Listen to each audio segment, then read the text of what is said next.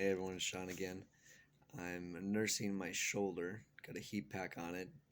I slept on it wrong and it's all messed up now.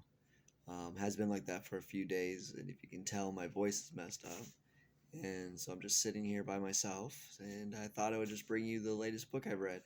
This is it is Spiritual Leadership by Oswald Sanders. This is not my favorite book per se. It is an excellent book. There's a lot of good qualities to it, but it's not my favorite book because I really enjoy leadership books that emphasize like one thing and then they build off that theme. And if they bring in just random principles, they all come back, they all are addressing that one theme. And Oswald Sanders, excuse me, his leadership book covers a wide range of topics. So it's a lot of principles related to leadership, not necessarily any central theme other than Christian leadership. Now, if you don't know Oswald Sanders, he is a famous preacher, gone to be with the Lord a long time ago.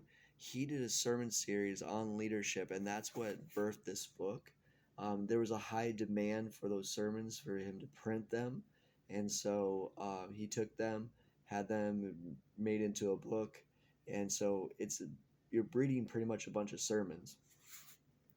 Um, if you're a Christian, I think you would love this book. If you're a Christian leader, I think you would even more appreciate this book. Um, I liked some of the things that he brought into it. I liked how he used a lot of historical figures and how they carried out the principles in each chapter. That was a unique thing. There's a lot of people I knew, but there's a lot of people I didn't know. I love those learning more about different figures and people, and some of that sparked where I wanted to go look into them. The other thing I liked is some of his topics. He hits on a few things that I don't think I've ever read about or somebody's ever talked about, like the leader in reading. And he used multiple examples of famous historical figures where they were avid readers, not just of Christian literature, but just of the natural world, of sciences and things of that nature. Like he talked about John Wesley would ride on his horse and just read a book on science or upon medicine, just so that he would be informed about those categories, so he could talk to any person in any walk of life. So he had a wide range of knowledge. I never heard anybody talking about that or the value of that. Now I've heard people say that leaders read, but they never really specified what kind of things do they read. And so that was one thing I appreciated. Uh, he has topics like leaders in times, essential qualities, who can be a leader, um, insights of leadership between Paul and Peter, um, reproducing leaders. I really appreciate that was in there because to me a good leader isn't someone who's just good at their job. Is there someone who raises up other leaders? If so, there was a lot of good stuff in here.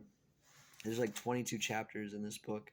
The other thing that in this book that I liked, that I found helpful, was there's usually 3 reflective questions at the end of the chapter, and they really were reflective. Like I sat after every one, we sometimes even with a pad of paper, and just would reflect on what I just read or the question, and some of that helped me to gain new insight into myself that I hadn't seen while I read, and some of that was also very challenging. So it's a great book. If you are thinking about doing something with in ministry, I encourage you to check this book out.